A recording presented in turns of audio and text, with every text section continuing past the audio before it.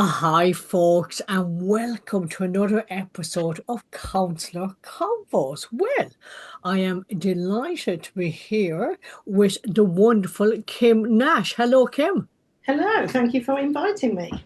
You are very welcome, Kim. So, look, for anybody that might know me, that might be tuning on for the first time, so I'm a mental health counselor, and I just love having chats, usually something to do with mental health, mental well-being, whatever comes up, basically. So, Kim, if you would like to introduce yourself in any way you'd like to. Well, yes, okay. So I am 57 years old. I come from Hansford in Staffordshire. I'm an author and I have 12 books published with my publisher. I'm an author of romance books. So they're all very good, very nice, girly, happy ever after stories. But a lot of them are about the journey that people go on. Um, a lot of them are about middle aged women, just like me. Um, and I am also now, after 13 years of working in the publishing industry, last year I did the maddest thing I think I've ever done in my life, in packing in my job.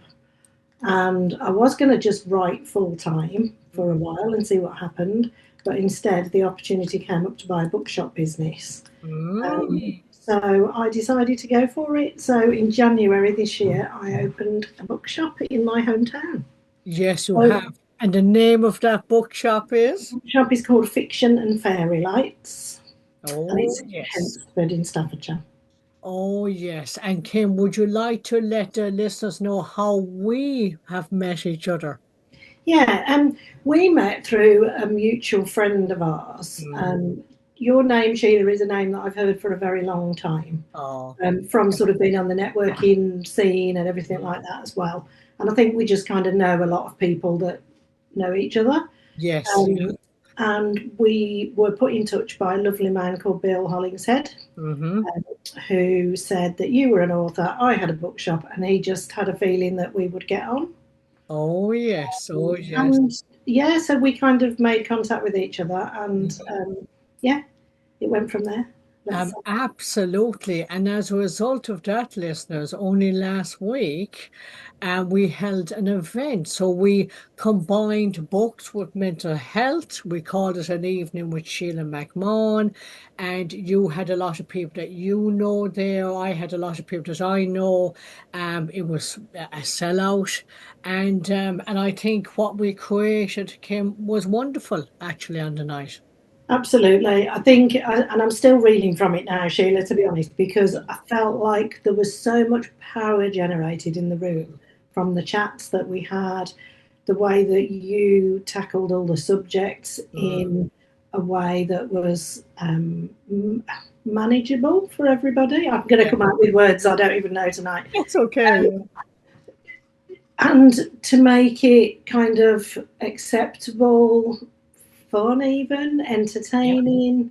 It was just wonderful. But I think the thing for me, more than anything, that it was just empowering. I think. Mm, yeah, absolutely, Kim. I find, just being honest, like I'm a survivor of mental ill health.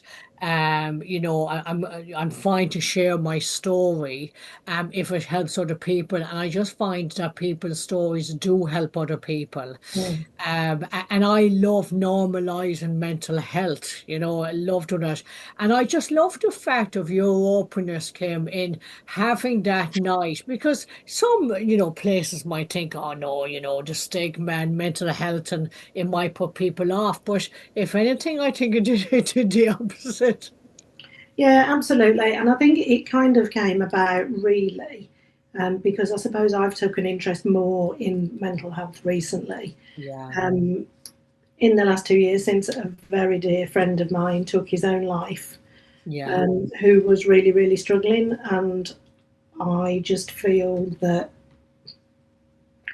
I feel sad that I couldn't help him. I feel Okay. sad that he felt he couldn't reach out to people. Yeah. If only he could have seen the amount of people that turned up to his funeral and celebrated his life. I just, I don't know. I Yeah. just think it's, Mm, I don't know if that probably wouldn't have changed anything, but I just wish, I hope I hope and my wish is that he was looking down on us all on that day and kind of went, look at the love in that room for me. Wow, absolutely, and like that, like again, fair play to you, Kim. Like, and this is somebody that we both know, that we both lost this person, and which is even more poignant as to why, why I do the work that I do, and why it's so important that yourself facilitated for me to do that, and to do a collaboration, and to be able to normalize mental health, so that way people can feel more that they can talk. And Yeah. because unfortunately, I think that that still is part of the problem, that people are struggling and they still feel shame around that. And I think a lot of times is well, Kim, is that a lot of people put pressure on themselves, especially if they're people pleasing behaviors type of people. And what happens is they can kind of get themselves into a rut where they've said yes too much, they can't keep up with it, they don't want to say no. And the next thing you know, you're losing your mind, and that can happen very easily. So it's almost to come at this from a preventative point of view that it's very sad that we've both lost a friend here.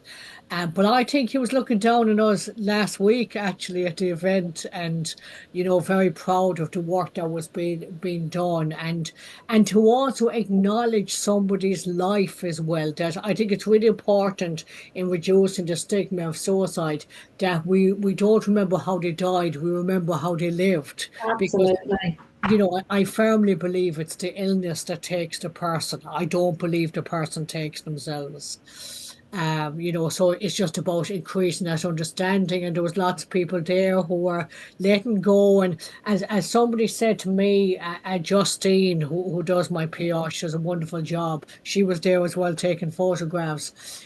But she was saying that what stood out for her was how comfortable people were at Mm. laughing and crying. And Yeah. I said that to people at the start. I said, don't hold back. I said, bring on the tears, be angry, be whatever you want, just be. And Justin was saying about the way that people felt comfortable enough to sit there and just have tears rolling down their face. Mm. And I'll take that. I'll take that as a massive win. Absolutely. I think and you made it so comfortable for people to be able to do that. I think I'm going to take some credit for the environment, obviously, Definitely. I love that. because Yeah. lots of people do say to me that it's a peaceful, calm, Yes. lovely environment to be in. And I get that on a daily basis. And I think that combined with what you did and the way that you did everything was Yeah. just knockout. Cheers, Kim. And I think that's one of the themes that we can take for this podcast is the power of collaboration. And sometimes just take a chance, like I really felt it was a win-win, and you're right. That venue, when I went to see you, when you were having a book launch for your own book, that when I saw that venue, I thought, very nice, very nice. And even though you've got a bigger room upstairs, we're like, nah, no, the room downstairs. I love the fact I could heckle people in the I street know, it's they walk hilarious. past. That was hilarious. They weren't expecting that. So Kim, your latest book, is that the one Love Blooms at the Cornish Cottage? It is. Oh, I have read your book, and I was saying to Kim before that I'm not a natural reader. I'm very visual sort of person. I like pictures. If I see too many words, I tend to kind of switch off because we all learn differently. But I have read this book and it kept my attention. And yeah, I loved it. I can highly recommend it, folks. Thank you very much. That makes me very happy. Yeah. I wonder, does writing help your own mental health, or, is it because I don't know what it's, you've written 12 books, which is an incredible achievement. Well, I think I came to writing, believe it or not, and you and I haven't even had this conversation at Yeah. all. I lost my mum 20 years ago. Oh, wow. Okay. She had been ill on and off for 10 years. She had cancer, and it finally got her 20 years ago. Okay. And as a family, we really struggled with that, obviously. Yeah. We were a really, really close family. We all lived within, sort of, well, they lived in Burntwood. I lived in Hensford. I was the third, my sister lives in Burntwood now. We Yeah. were a really, really close family. And I don't mind admitting that I struggled when I lost my mum. Yeah. But I think I pushed a lot of it away. Okay. And I didn't want to, every time I saw my sister, I didn't want to keep crying, but I did. And I always remember my nephew, who was 6 at the time, used to say to my sister, Mom, Auntie Kim's crying again. Oh, okay. And we were sort of protective to my dad at the time because we didn't want to upset him when we saw him, and we didn't want to tell him how we were feeling, I suppose. And I think my dad's not with us anymore, so I can say this because I couldn't have slagged him off while he was still alive. Okay. But my dad was very good at leaving everything to my sister and I. So Okay. he didn't want to deal with mum's clothes, anything to do with mum. He was like, you girls sort it out. And that was really hard for us because at a time when we probably needed a parent to parent us, we didn't have that parent. Yes, and that's a very fair point. I mean, thank you for sharing that. You know, that in a way, like, what's that about duty, expectation? It's unfair, really, because you were all going through it. In an ideal world, it'd be a case we all kind of supporting each other through it or asking who's in a position to do it rather than expect, oh, there you go, you're dealing with that. Absolutely. But my dad was very like that. He was a very old fashioned man who let my mum do everything for him. So I think he just immediately assumed that we would. Yeah. Um, so I remember coming home and just taking to my computer and I just wrote things that I was feeling and I found it really cathartic. And I Oh, wrote down what I thought my mum would say to me if she could speak to me from heaven. oh, wow. Um, and I kind of wrote it down, put it away, Mm. went about my life. Actually, not long after then, I remember ringing Cruise Bereavement. Is it Cruise? Yes. Yeah, Yes, cruise yes, bereavement. I yeah. think so. Yeah, yeah, yeah. Bereavement people. And I remember ringing them up and saying, I need some help from my dad. He's not coping. Okay. You know, what is there anything you can do? And I talked to this lady and she said, my love, I think we need to get you sorted out first. Oh, wow. Okay.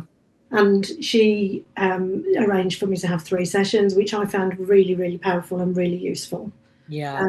And little things like I couldn't tell my sister. Am I allowed to swear, Sheila?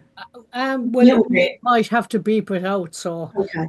I mhm. couldn't tell my sister that I was peed off with, I'll say peed off, with Yeah. my mum for Okay. dying, for leaving us, and for not Yeah. fighting. And I couldn't Yeah. say that to my sister, but I could say that to the counsellor.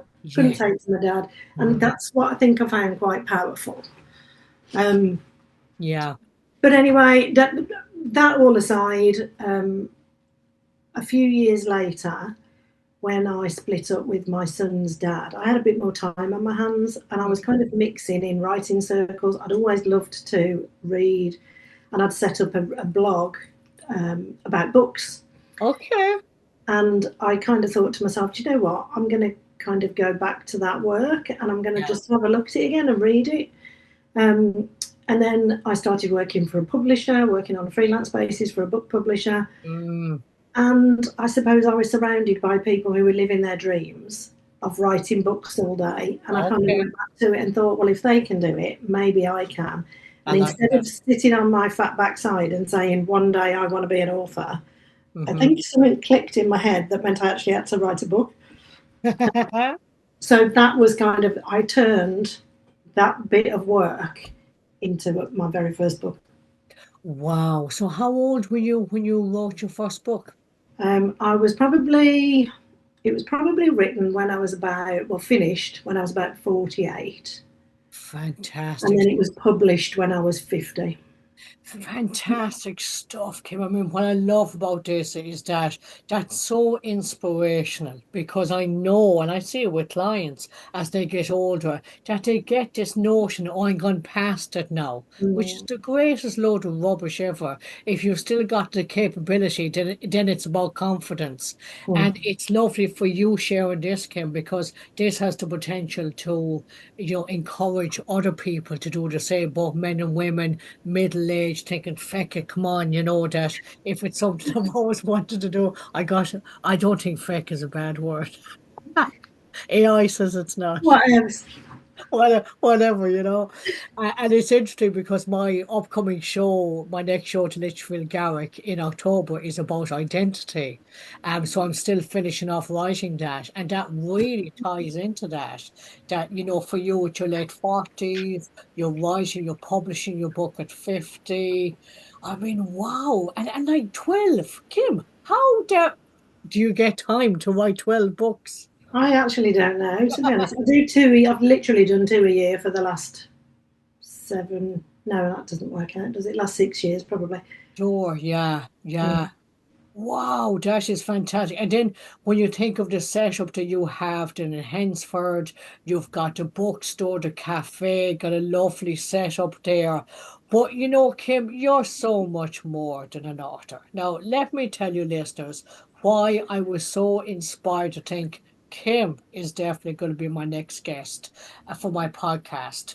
Because I was chatting with Kim, we were reflecting about the night, and Kim was telling me about a woman who'd come in and, she was struggling a bit. And the things you did for her were like you gave her a pint of milk so she didn't have to go down to Tesco's. And I think she was in a wheelchair, this woman. I think, yeah. And you didn't know her, and this woman was just blown away by the support and the love you were giving her. And I was listening to you, Kim, and I was thinking, wow. So do you mind saying more about that story again, Kim, if you don't mind? No, so I was in the shop Yeah. with my son. I think it was probably Lovely Oliver, isn't it, Ollie? Ollie. Yeah, Yeah. yeah, Ollie. My lovely Ollie. And a lady came in a wheelchair. I'd kind of got my back to her, and she apologised to Ollie because she said she'd got a stutter. Okay. A stammer. I think it's stammer. I think she said. Sure. Yeah. Yeah. Um, and Ollie just went, "Oh, don't apologise," and he just kind of passed it away. And Yeah. she wanted a coffee, and she sat down. And she was somebody that I remembered actually from when I used to take Ollie to school. Mm, Sometimes, when you get up and you kind of feel a bit sorry for yourself because you're feeling a bit tired. And sure. I used to Yeah. see this woman walking in the opposite direction on sticks, and the Okay. determination in her face to get her son to school was unbelievable. Yeah. And I used to look at her and think, what an inspiring lady she was. Oh, God, you've got nothing to worry about, lady, for me. Stop blooming moaning that you're tired, because look what some people have to put up with every day. okay. Um, and I said to her, I remember you. And she went, what, you remember that? And I said, yeah, I do. I said, because I used to look at you every day and think how inspirational you were. And she got quite upset. I bet She she got a did. little bit fearful. And she went, but I don't even know you. And I went, well, you don't have to know somebody to kind of to feel that way about them. Yeah. And we just kind of got talking. Some friends came in, and I just wanted her to feel comfortable Yeah. because she was clearly she doesn't go out very often. I don't believe, Okay. and I just wanted her to feel comfortable in my Yeah. building. Um, so we kind of sorted chairs and tables out and everything just to make sure she was well comfortable. And her friends came in, she had a lovely time. And then her friends went, and we just kind of got chatting. And I ended up, we were laughing, because I ended up pushing her up the road to the post office, because she needed to go and get some money out at the post office. And then she said to me in the post office as well, before that as well, she'd said, I was going to go to Tesco. She says, but I just don't think I'll face going to Tesco. And I Mm, said, was there anything in particular you wanted? And she said, well, I just wanted a pint of milk, to be honest. And I went, well, look, I've just been to Aldi. I said, you've just seen me walk back in, and I've just been to Aldi. I went, I've got a fridge full of milk. I'm a cafe. I've got a fridge full of milk. And she went, I can't ask you to do that. And I went, you're not asking me. I went, I'm insisting that you take this milk. Poor woman, she probably didn't even want the bloody milk, to be honest. And I was like, you are having this milk. she was having it. And she cried again. She was like, but you have been so kind to me. And I went, well, Yeah. do you know what? Sometimes you just need a bit of kindness in your life, don't you? You want somebody to, you don't have to know somebody to be kind to them. And I think sometimes getting kindness from a stranger is probably more powerful, maybe. Absolutely, Kim. I mean, that's just a win-win in so many ways. And sure, look, isn't that what we need more of nowadays? With everything that's going on in the world, as human beings, we can do these acts of kindness. And I love that, Kim. I mean, no better woman to be running a bookstore cafe in Hensford that gives people a sense of belonging, a sense of community, where people can connect. All of that is so important, but you need somebody like you to say, come on, da, da, da, da, da, come on in. And it's almost like strangers feel like family straight away. And I love that, Kim. I love what you're doing. And I think anybody listening, if you're anywhere near Hensford, go in and have a cuppa and read some books and have a chat with Kim because, and it's true, the venue is fabulous, the way you have it set up. I mean, and to think you've only started this year. Yeah, 31st of January I opened. I think the thing that brought a tear to my eyes when we were in the queue in the post office, she said, Yeah, "Have you noticed anything?" And I went, "What?" And she went, "My stutter's gone, my stammer's gone." yeah.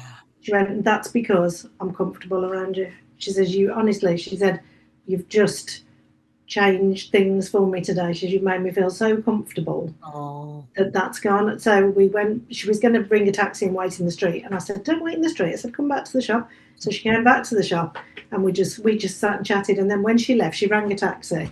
And when she went, "Can I give you a hug?" And I went, "Yeah, it's oh, so lovely today." She said, "I just want to give you a hug." She'll probably never come back. She's probably that fed up of me by the end of the day. no, what the listeners don't know is she's still in her house. That Still at the behind. shop. Oh, fantastic stuff, you know. But it's lovely to do stuff like that. Now, that doesn't mean that people can wander into a shop and expect a free pint of milk. Not everybody can have milk. Exactly. You can't take the pee with this, okay? You know? But it does, and it's that sense of belonging. Like I loved that when I look back at the event last week, and people, especially were chatting at the end and talking openly about mental health, and and there is something about those moments where you just feel like this sense of belonging, Mm. and actually it doesn't matter with who, if people are open and are loving, and I think it's about unconditional love. Actually, when I think of my training as a counselor, it's all about being unconditional. And I think that's what you did there, Kim, it was that unconditional, positive regard for this woman. But not only that, then telling her that she was an inspiration for you. I bet you she never would have thought that, that you would have helped her to see herself in a very different way. Mm. And that's amazing, Kim. I've no doubt in my mind that yeah, that you have changed that woman's life. Well, I think it's changed mine as well, to be fair. So Why do you say that? How has she changed yours? because I suppose it kind of taught me a lot. It taught me that you should be kind to people. It taught me it costs nothing to be kind to people. Yeah, And that I don't know, the world is a crappy place right now, Sheila. it And if can be. everybody was just a tiny little bit kinder to each other, it would change a lot. Absolutely. So, Kim, can you give us 100 quid for free, please? No, but I can give you a bottle of milk. Hold on, we're on Zoom. Feck off. It's so important to have a laugh, isn't it? It is. And I think that's what was so lovely about last week as well, was everybody was singing, everybody was laughing, people Yeah. were crying. It was every emotion. And there is nothing better than laughter. Oh, yeah. There really isn't. I know one of my books that I wrote, here's a plug for one of my books here, called Sunshine and Second Chances. And it's about four women who go on Oh, holiday God, together. is this the one I'm reading? Oh, it Look probably at is. this. This is the one I'm reading. See, Kim's bookmark is there. Yeah, yeah. Okay. Almost like we rehearsed that as well. Um, but I remember picking a quote out of that book to say that laughter between friends is one of the most wonderful things that you can have. Yeah, yeah, it is. It's so important. It kind of makes me think of, so I'm going to be going on a big holiday, and I remember when I did. So this holiday is coming up, so I'm going to be riding a motorbike around to Canada as part of a tour. It's really exciting because when I did something similar to that. I was on the back of my husband's bike, which was fine. I had no intentions of learning how to ride a bike at the time. And but obviously, it's great because I love it now. But the thing about the laughter thing was, I remember we did Route 66 back in 2018, and there was something. It goes back to that unconditional love again and that sense of belonging. That as people we came together, and none of us knew our backgrounds. We didn't care. And I remember when we get up in the mornings, we'd be saying, "Oh, what a beautiful morning!" And it wouldn't matter like how crappy the day was and stuff like that. And people were just, it was infectious, and we'd be laughing. And I just know that this is going to be the case when I go to Canada, because if nothing else, I'm going to have a great time. Because I think it's really important to have that fun. I think there is a lot of seriousness in the world, but there's also a lot of humor, and there's a lot of funny side to life. And I kind of think, that as people, we need to kind of chill out a bit and not take ourselves so seriously. Absolutely, and I don't know if you feel the same, Sheila, but as I've got older, I Hmm. think for me as well, it's about finding the joy in life and Yes. finding the joy in the simple things. I find joy now in things that I never thought I would find joy in. I Wow. love views, so Ye- stick me in an open place where I can see for miles. It just lifts me, Wow. and I, you said that to me when I was 20 or 30. I probably would never have even gone, I'd have gone, well, what are you on about?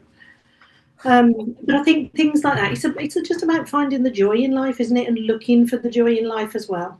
It is because it is around. And even when I go for a walk here, I love walking. I'm always walking. Love being out in nature. That's my thing. That really helps my mental health. And the canal is near me, and you see so much wildlife and stuff like that. But on the way down the canal, there's some lovely rose bushes. And honestly, if you look, the roses are going, "Hello, smell me." They really are. And I do, and I stop and I just take a moment to really take in the scent of the beautiful rose. And I don't care who's looking at me, what traffic is, but I couldn't care less. And it reminds me of that saying, "Stop and smell the roses." Mm, That there is a lot of joy actually in life. And yeah, sometimes we kind of get into this busy or feel like we have to be busy.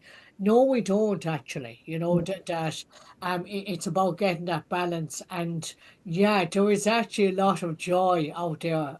You were saying about the views. What else brings you joy? Like you've a doggy as well, haven't you? You've got. I don't have a dog yet, but he's a bit of an arse, to be honest. So I have to take him to a locked field. Oh, But did you say a locked field? yeah, a locked field, like a secure field. Because My mind just went, what? How yeah, does that work? A okay, locked. so you rent a field that's completely enclosed, and Okay. you go in, let the dog off. The dog can run wild and do whatever he wants to. Okay. Because my dog is a bit reactive when he's got other dogs around him. So if I go on Cannock Chase with my dog, there are some idiots that walk on Cannock Chase. God bless them, and Okay. they just let their dogs run up to my dog, and my dog does not like that. Okay. So I find he is so much more comfortable, and I'm more relaxed if I take him to a locked field. But Sure. we also go to locked fields with other people, with other dogs. So I have a friend who I've got an English setter, and she's got six English setters. And Huh? then we have another friend who's got another English setter, and we let them loose in the fields, and they just run and run and Was run. there a deal on English setters at the Yeah, time? buy one get seven free. Um, Yeah. and they just run, and just seeing my dog enjoying himself, I just love Oh, it. I love it. I love watching my son laugh, and yeah. I to hear my son laugh. You've met my son. He's He's an absolute lovely. star. He is a lovely lad. I know Yeah. he's mine, but I will say that. Um, Yes. but to hear him laugh, and we laugh a lot. Me and Ollie do. That's Which I wonderful. think is lovely. I have neighbours here. All I hear from my neighbours is laughter all day long. Wow, isn't that wonderful? And remind me, how old is Ollie? Ollie is 18. Yeah, yeah, that's fantastic. And then, because I know I met the two young girls, Ruby, or Yeah, any of them Ruby, daughters, or. No. So Ruby, we've known from when Ollie and Ruby used to go to reception together. So I've known Ruby since she's been about Okay, 4. I wasn't sure if you had a daughter as well. Okay. No, so I've known Ruby, and I always said Ruby was going to be, if I was going to have a daughter, I would want her to be like Ruby. Oh, yeah. Imogen came from the other bookshop that I bought, but then Mm. I kind of moved my bookshop down the street to bigger premises, and Imogen worked there, so she started working for me as well, and she is such a lovely girl. Absolutely. They were both like a joy to see and so Mm, friendly and yeah, respectful and all of that. Really nice young people. And I love the fact that, when I asked them a couple of questions from a young person's point of yeah, view, that they engaged and stuff like that. Because I just think it's so important that the different generations learn from each other and because every different generation has its own problems. There'll be different. absolutely, yeah. And I think, for me, the highlighting men's mental health at the moment is really important because Ollie is an 18-year-old man. Yeah. He's when what happened 2 years ago. That was the first, as far as I'm aware, that Ollie had to do with that, and it was very close to us physically as well as Yes. mentally, and Yeah. we were literally on the scene as it kind of unfolded. Yes, yeah, Um, so- yeah, and Ollie was a support to his friend, uh, yeah, to the family, and I worried about him because I was like, how's this going to affect him as well? yes, yeah, yeah, Um, absolutely. but I have to say, I'm very lucky. He's a very sensible lad. Um, and I Yeah, think it really, if there's any parents out there that are concerned about their children, adult children, if let's say they're a similar age, when you've been a parent and Kim, what advice would you give? What's worked well for you? Like, I get the feeling you're very down to earth. I get the feeling you wouldn't be piling under pressure. I get the feeling you're very easygoing. Would it be fair to say that? I think that whether you interviewed Ollie and he said the same thing. Let's get Ollie on the podcast. Yeah, maybe you should. Yeah. Um, I think personally, it's talking. I Wow. feel and I know that Ollie. I really firmly believe that Ollie could talk to me about anything, Wow. and I Okay. think that is. I think it's something really special. Yes, it is. And I think I'm really, really lucky to have that because I know a lot of people who do bottle things up. And I think bottling things up is just so bad. It If is. It's you can dangerous. find, even if you can't talk to those close to you, just try and find somebody to talk to. Find something as you can. Do you know something? But credit to you as well, Kim. The fact that you feel he could speak to you about anything means that you have given this open approach where you're open to talk about anything. It's interesting, like, because I know again, Justine will be putting it out there about there's a particular video that I really wanted to encourage people to watch. It was what got me into biking, first of all, because with the pandemic, there was a lot of people struggling with suicidal thoughts. I'd never had suicidal thoughts before. So I had already done a video as part of a series on suicide prevention on how to help somebody with suicidal thoughts. And that was what got me to learn to ride a bike. I said, I'll learn how to ride a bike if you watch my video. Um, but it's interesting because I actually looked at it the other day because I knew I was going to be putting the link out again about this video and I watched it, I was like, wow. And I really kind of emphasized on, kind of being mindful of how you were around a suicidal person. So not from a criticizing point of view, it's just that sometimes, and it's part of generational behavior conditioning, that sometimes people are really uncomfortable with silences. They're uncomfortable with people not being okay. They try and fix them. Sometimes they're not in a good place themselves. They're like, I can't be doing with this, and look at what you're putting on the family. That it's just being mindful of all these different factors that as a parent, it is so important that you prioritize yourself first. So Mm. then you're in a position where if something goes wrong with your teen or whatever, that they feel they can come to you. It's just as important as them struggling that you're looking after you too. Does that make sense? It does, it really does. And and what happened in our lives, it changed the way that I thought, because I was very much a pull yourself up, pull yourself together, you know, get on with it, stop telling yourself you're feeling that way or Yeah, whatever. And it has changed me, because of all of the people that I know, the person that is the least likely to have done what they did yeah, was that person. And I don't think I've ever been so surprised by anything in my life. yeah. And it just made, and I think probably before, and I'm being totally honest with you now, and I hope that's okay. I think Okay, before, people have, I've always thought that people who took their own lives a little bit selfish. And I know okay. a lot of people think that, and I'm They sorry, do, yeah, you know, yeah. And thank you for being honest, Kim. yeah, but I don't think that now.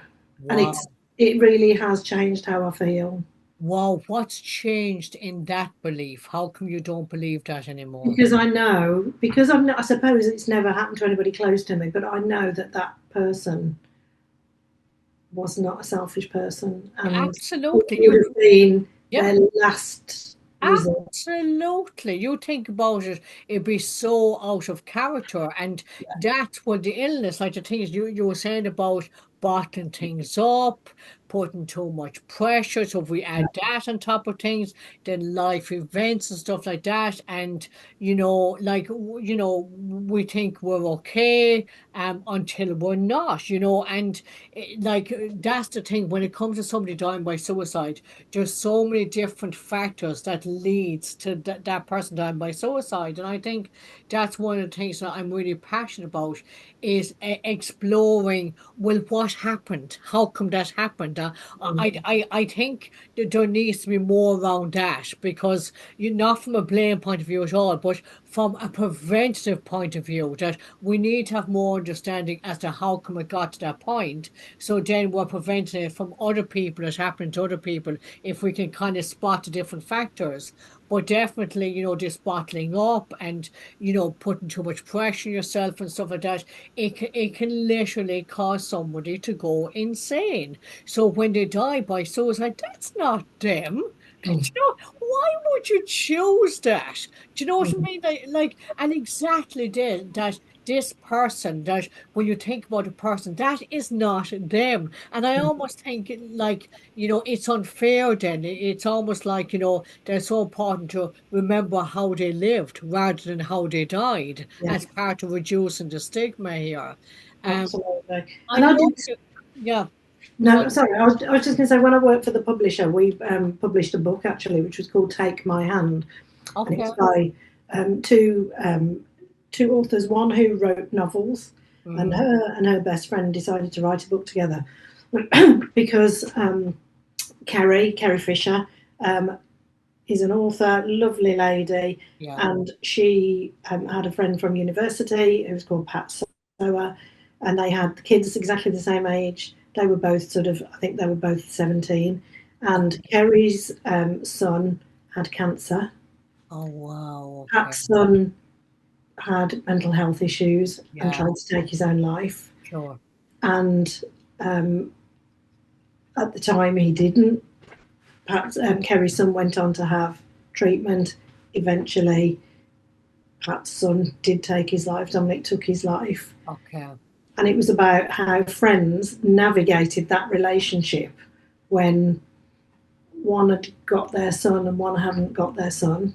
Yes. And it was about friendship. It was about how you Wow. talk to people who have lost Yeah. someone. It was almost like a handbook for anybody who was going through darkness, That sounds and, amazing. And and it's how to called Take do. My Hand It's called Take My Hand. Yeah, it's an by amazing book.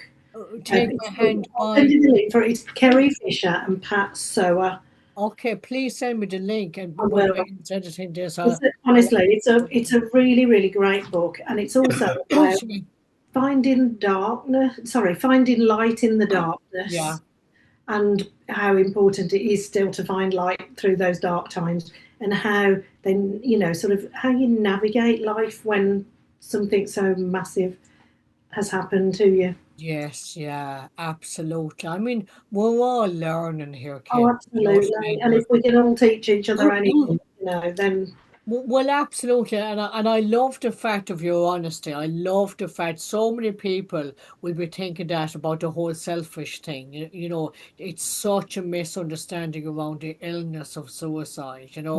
And it's important that we talk about it. And like none of this is planned. We just said we'll have a chat here tonight and see what comes up, and I love that. Do you know what I mean? Just the kind of the honesty and I think that has a ripple effect, do you know what I mean, with people, and it opens up those conversations. And I really encourage people, if you're looking at this podcast and you're thinking, yeah, I fancy going into the cafe and maybe having an open conversation, and just kind of be the ripple effect, because I think we all have this potential to create cultural change. I think Mm. I think we need cultural change here when it comes to Definitely. suicide And I prevention. think that's what was so obvious on the night that we had is that, it was almost like I was sat at the back of the room and I'd got a really good view of everything that was going on. And it Yeah, was almost like there was a light bulb going off in people's heads and they yeah. were going, oh my goodness, this is, we have the power to change. If we only change one person, then how huge is that still? If Yeah, each one of us and was it, and able it, to help one person. it's us having that power. It's like you with that woman and the milk. Like I said, she was Mm. getting the milk, even if she decided she didn't want the milk. But Probably threw it away on the way home. imagine if the milk was out of date. I know I'm joking, I'm joking. But yeah, that we have the power to really make somebody's day. Actually, I'm a firm believer in giving people compliments as well. Yes, It was definitely. often a joke, kind of back in Ireland. You've got to wait till you're dead to get a compliment, and I'd be joking and say, well, if you told them that while they were alive, they might have lived longer. you know. But there are so many ways that we can use our own personal power, to make a difference. And also to be with people in those dark times. Like when you're saying about that, about finding a light, it kind of reminded me of me as a counselor. So many times I've gone into that black hole with people. And that's the difference. Like with a counselor, you learn how to be in that black hole with that person and to kind of navigate that with that person. In a way, that's the light, even though it's dark and Yeah, it's scary and all of that. But the thing is, they're not on their own, so that's the mm, light. yeah, And that's the thing I think about mental health, is that sometimes you can't force somebody out of it. Sometimes the bravest thing is to be there with them yeah, and not expect anything. That's the connection, yeah. because most times people, they will eventually come out of that eventually, And I think, like or you said earlier, we have to yeah. try. I think we're all probably guilty of trying to fix things for people, Oh, and sometimes people they don't want you to fix them. They no. just want you to listen. You're absolutely spot on. Well, Kim, I can tell you've been listening to my talk with that statement that you've just said. Fair play to you. That could have absolutely been one of the things I said last week. I mean, fair play to you, Kim. That's what it's all about. And we're learning from each other. Like, nobody's the expert here. We're just humans at the end of the day, just doing our best. That's Yeah, all we're doing. And we've good times and low times, and that's okay. Just allowing people to be okay with not being okay, and then when it's good times, having a great old laugh. yeah. And just, I think maybe it is getting older as well. You kind of think to yourself, you're not going to be here forever. None of us are here forever. God knows what could happen tomorrow to any of us. What we're gonna die? We're here forever. I hope we're here forever. I've got so much I want to do. I bet you I haven't do. got time for all of that, my You're life. in the prime of your life. You're just coming into your own, Kim. No, it's no wonder I'm knackered, is it? Oh, Um, goodness. but I think it's just about living life and enjoying life, and just we're here once. It's about making the most of it. Absolutely, absolutely. For me, I think it's about balance. I think life happens, good stuff, difficult stuff. Allow yourself just to go with it and being kind to yourself. Yeah, I think kind to absolutely. each other and being kind to yourself. Kim, I'm mindful of time. Okay, so I know that we're coming towards the end of our chat. If people want to find you, even on social media, how can they find you? So I am on Instagram. Yeah. I am Kim Nash author. Okay. On Facebook, I'm Kim Nash author. Yeah. I am on TikTok, but I'm not very good on TikTok. And I Okay. am Kim Nash author on TikTok as well. But you can also find the bookshop at Fiction and Fairy Lights on on Facebook, and then fiction underscore and underscore fairy underscore lights on That's Instagram. a Sorry, lot it's a bit of of a underscores there. I think I'll be dreaming about underscores tonight.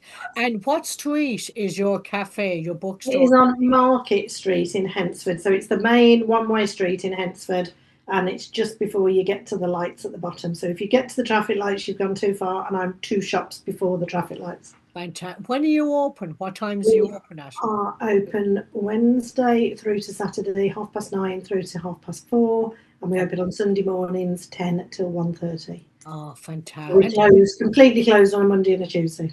Sure. And you have other events on, don't you? Yeah, we're always having events. We have Great. craft workshops, we have author talks, Yeah. we have networking, sort of business networking events, all sorts. Great, great, Yeah, fantastic stuff. Well, listen, I mean, Kim, you are a pure inspiration. That's what you are, Kim. You, bless you. the stuff that you're doing, and especially kind of later on in life, thinking stuff that I'm actually going to do this now, and you're getting out of your own way, and because so many people like say with that thinking, oh, well, I'm going past it. No, you're not. You know that once you've got breath in your body and you could do stuff should give it a go. Do you know what I mean? And it's fantastic, Kim. I really see you as kind of getting started. That who knows. So, folks, look, if you're desperate for a cup of tea, you know where you can get one, right? We make a lovely cup of tea. My son makes a great hot chocolate. Ah, well, there you go. No pressure, Ollie. Okay, no pressure. Kim, thank you very much for your time. Thank you You are very very much welcome. for the collaboration last week and what we achieved. No doubt we'll do it again next year, whenever. I'd Um, love to. and look, any listeners here, if you found anything helpful, give us the old thumbs up. Please subscribe to my YouTube channel. It's free. That's Sheila's YouTube channel. And there's lots of other podcasts on here chatting to lots of different people. And that's it. We just have a chat and, hopefully something makes a difference with someone. Yeah, I've loved chatting to you, Sheila. It's been Oh, great. cheers, Kim. Okay, well, listen, I'm going to sign off and no doubt I'm going to see you again soon. Take care. Okay, you take care too, Kim. Okay, bye. Thank you for listening to Counsellor Convos with Sheila McMahon. If you've enjoyed this episode, consider checking out her YouTube channel or pop on her website, mindmanagementforyou.com.